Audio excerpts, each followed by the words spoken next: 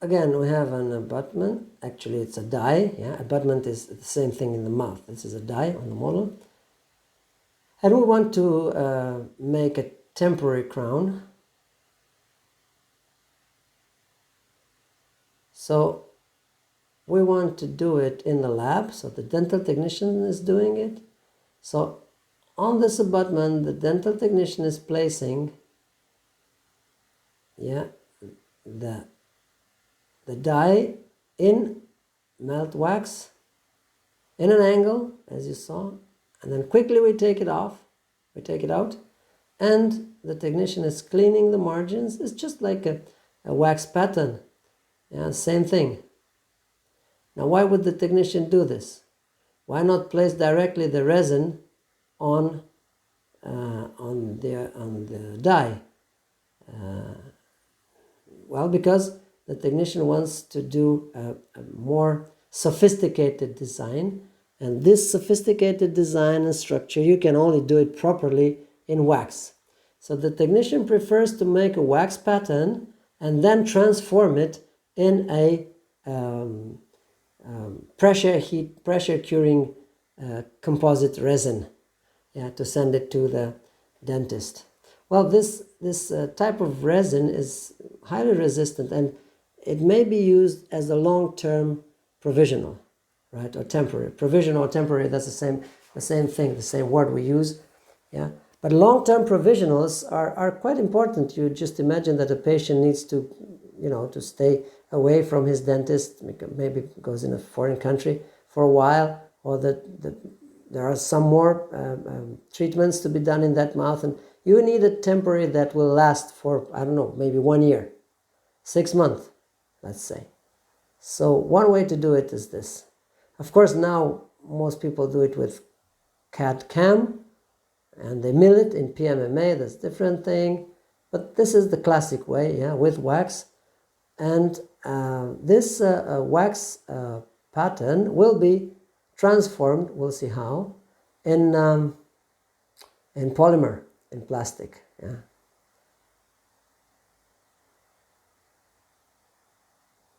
So you saw the die itself was isolated, insulated, the neighboring teeth as well.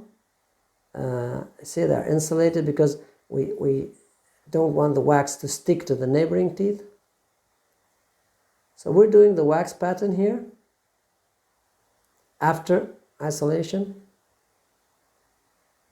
or insulation. It's actually the same thing. It depends how you want to pronounce it.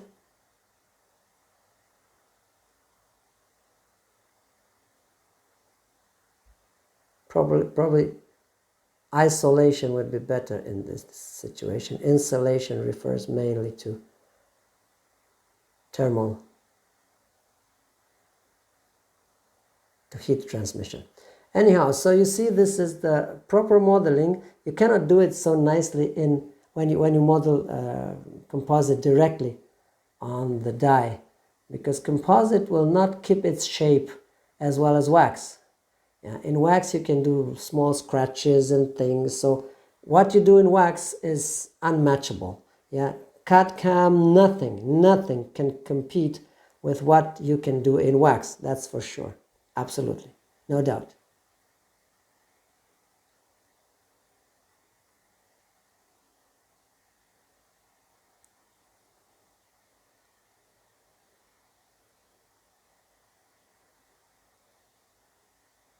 So you see clearly that the exterior contour, that's from incisal edge to contact points with the neighboring teeth to the margin at the cervical end, that's what the technician is doing first. And then, of course, once you have this main shape done, you just fill it with wax and on the labial and palatal, oral aspects, and that's it. If you start just filling with wax, then you don't know where you need to have the margins and things, and it's all a mess, and you have to remove it, and when you remove it, you don't know where you find yourself. And so this is how things are properly done. First, you need the margins, the contour, and then you start filling up.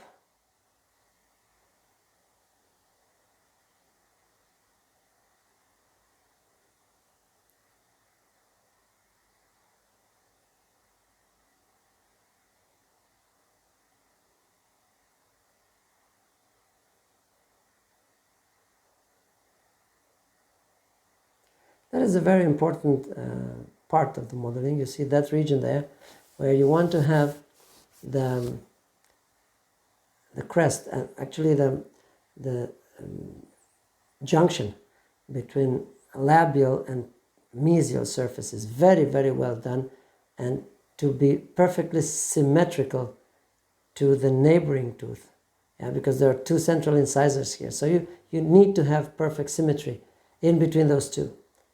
It doesn't matter if one is overlapped over the other. One crown overlaps the other. Maybe it happens, but the shape of the two has to be absolutely identical, right? The two lateral incisors don't have to be absolutely identical. The two canines as well. But the two central incisors, they must be absolutely identical. And that's a very tricky thing. You have to look from various aspects and to see how the light reflects. You see, the technician looks from various sides in order to decide where wax needs to be placed or removed from.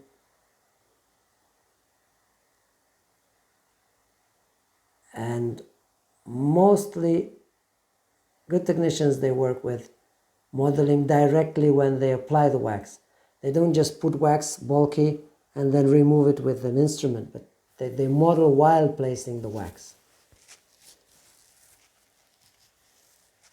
Now, of course, you can ask, why should I as a dentist know this?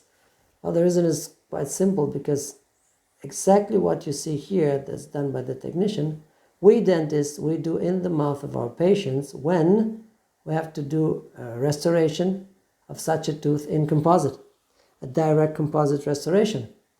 And then we need to know this and to have worked in wax in order to be able to do it in the mouth of our patients with composite. And you say, okay, but I take an impression and give it to the technician. The technician is doing this for me, like in the movie. Absolutely true, you can do that. What if the patient is in a hurry and says, I can't wait for the technician? What if the technician is in holidays? I mean, it's good for you dentists to know how to do this directly in the mouth. And why not even in the lab? You can have a little lab next to your office and be able to create such such crowns in case you need to. So modeling in wax really gives you the sense of dentistry. That's it. If you don't know morphology, then what do you know? That's true. So you see those margins made nicely, and you don't have the time, and you don't have the property of the material to do it in normal acrylic resins or composite resins. They are not as obedient, as we say, as wax is. Of course, this takes much longer, and of course the technician will have to charge more for such a crown, but as I said, for a long-term provisional, it's worth it.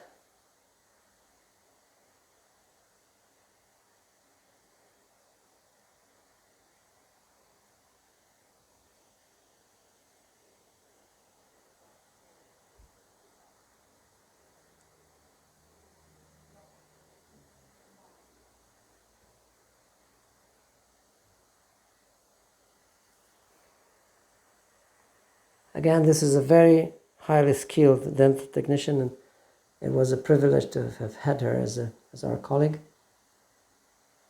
She was a very skilled ceramist as well.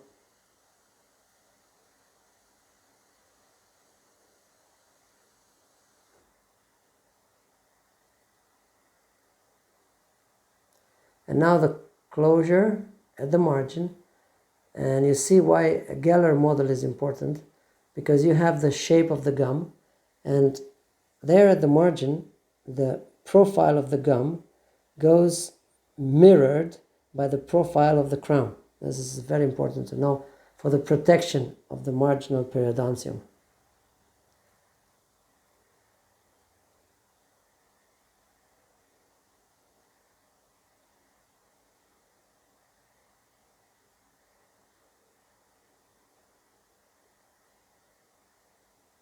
It's what we call the emergence profile. And now the cingulum, which is the part where we have second degree stops, right? So this is very important for occlusion. The marginal crests, they're highly important for protrusion movements.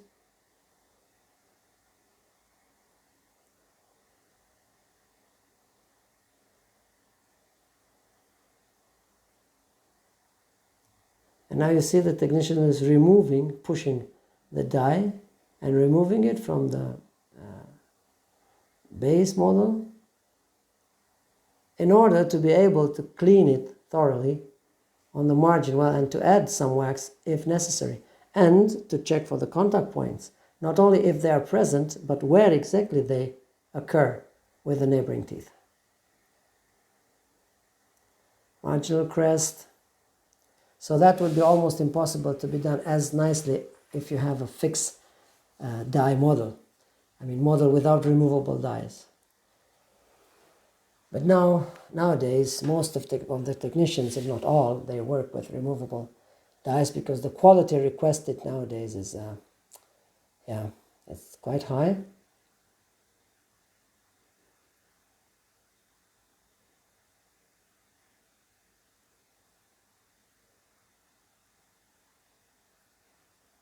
And you see the add-ons there, they are just to thicken the incisal margin, the incisal ridge.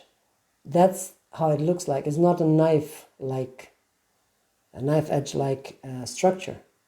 Yeah.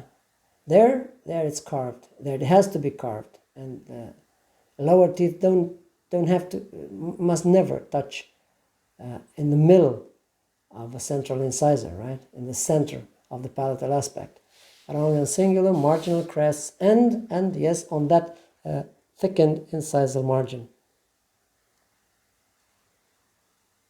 Now the closure on the cervical, on the margins of the preparation, and that's why the margins have to be very well captured in the impression so as to allow the technician to see them clearly and to close perfectly there, right? To reconstruct the tooth as it were a natural one.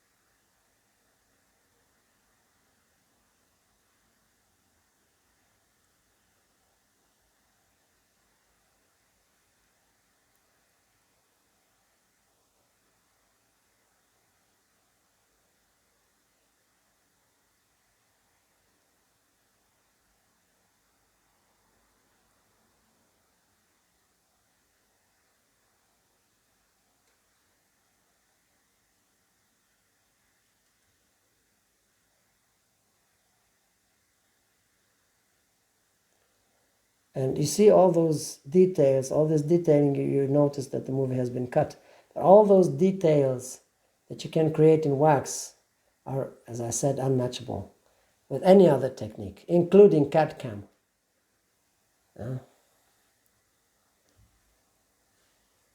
So you'll say, okay, but when you do it CAD-CAM, how you do it?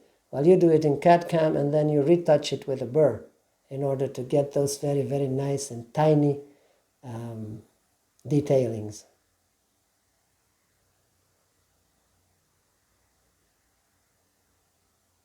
I mean, you do it if you know how to do it. Otherwise, you just leave it like that and say, okay, let's not worsen it.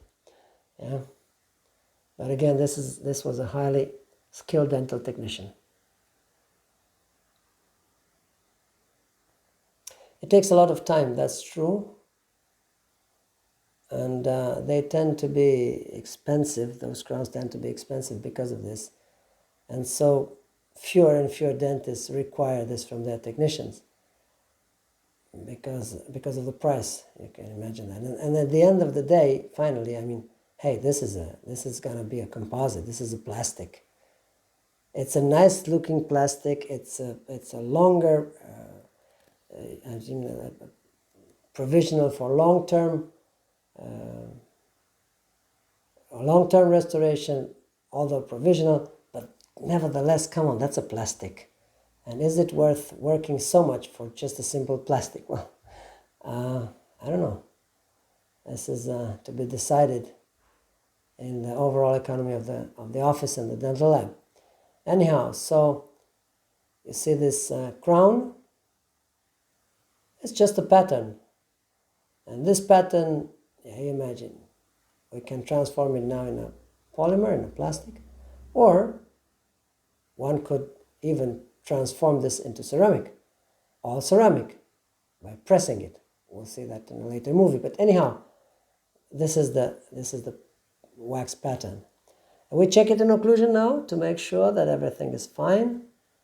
We try to scratch a little bit the incisal surface as we imagine that the lower teeth of the patient will do. And now we have this pattern. We mix some putty silicone, putty consistency silicone. This is one of the cheapest on the market. Not very precise, but anyhow, that's it. And this silicone is mixed. There are also lab silicones, special lab silicones that are specially designed for the labs because they have substances that should not get into the mouth of the patient. And there are silicones for use in the mouth of the patient. This is one of those that can be used in the mouth of the patient. So this is a key, what we call it, or an index. The best way to call it is an index. A silicone index. So once we did the modeling in wax, we do a silicone index. It doesn't have to be very thin, because otherwise it will modify. So now we remove this index. Obviously it took the dye out of the base model. We remove also the dye with the wax pattern, which is to be placed back now. I mean, it did its job. We can even remove the wax. We don't need the wax anymore once we have copied it, so to say, into the silicone. But the technician decides to keep it nevertheless, because you never know. If something happens and you don't get your crown right, then at least you have your wax. You don't do the wax up again. So checks the fitting of this dye on the model, the cleanness of the margins, checks again how to place this index, the silicone index. And now you can easily imagine that we could have done that directly in the mouth. Why not, before preparation, take an index, have the index, and then exactly what we're doing here, do in the mouth. Well, maybe in the mouth we didn't have a nice tooth to start with. It was just a prepared abutment like we had here in this case. So then the dentist said, okay, I send it to the technician and let the technician do the job.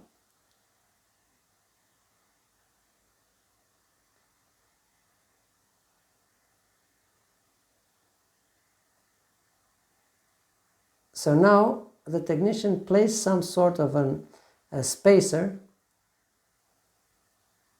and on the model to make sure that the resin will not get in between the abutment and the main model, in between the dye and the main model. And on this index you saw there were two holes to allow the resin to go out, the excess resin to go out. And now the technician is mixing the resin.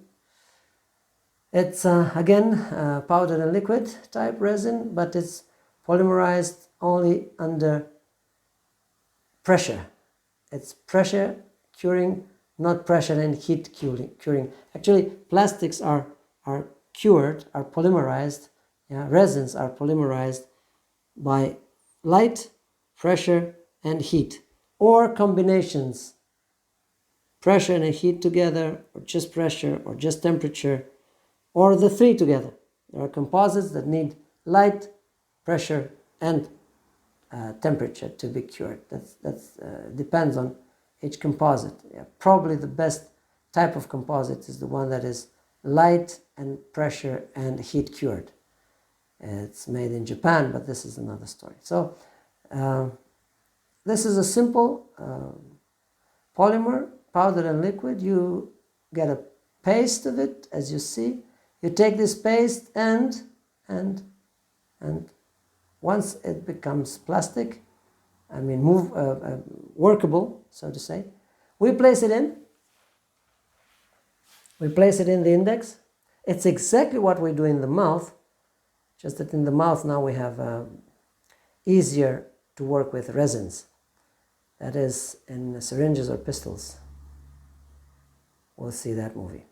Anyhow, so now the resin is placed in the index, and now you imagine the index will be placed on the abutment, taking into account that there is an isolation there to prevent, as we said, that blue thing on the abutment, on the die, that will prevent the resin to get in between, I say it again, in between the die and the base model, because then you will have trouble removing the whole thing and you may break the resin. So now the technician is preparing everything in the index correctly, and we'll just put the silicone index on the model again, and guess what? The resin will take the shape of the wax. It's kind of simple. And you see the excess of resin goes out on those holes.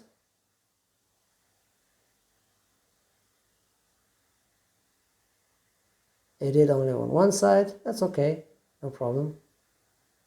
On the margin a little bit as well, and the technician is removing there the excess to make sure the index sits perfectly on the model. Presses the index on the model.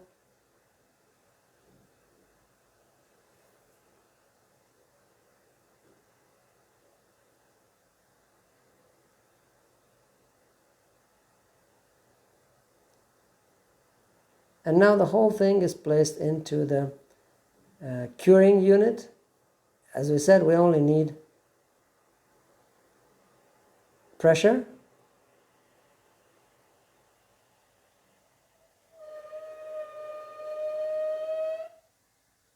and this is the result.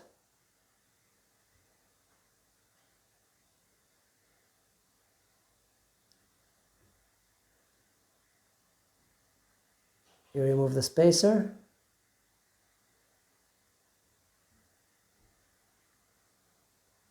and you remove your crown once it is cured. And now you bring it to your die in order to check for the margins. You have to clean the margins nicely,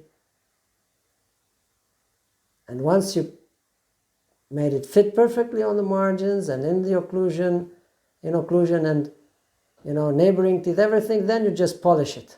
Yeah?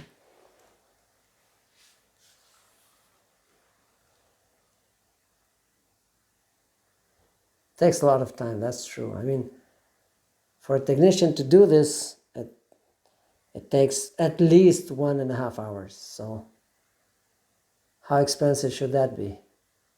How much could you charge the patient for such a, sorry, that's a provisional, come on. Yeah, but if you want it very nice, well, that's what you have to do. So that's why most of us, we're doing it CAD-CAM today.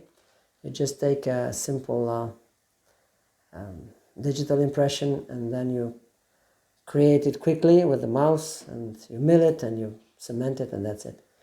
It's a provisional, nothing more. Anyhow, this is the classic way.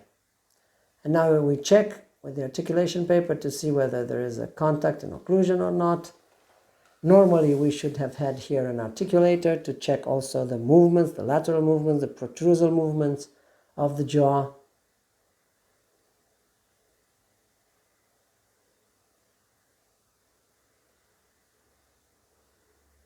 This is called articulation paper, and if you see premature contacts, then you will have to remove those high spots, as they're called. High spots, premature contacts is kind of academic or something. High spots, it's what we normally call those points where there is premature contact. And now the polishing. This itself is not a very easy thing to do.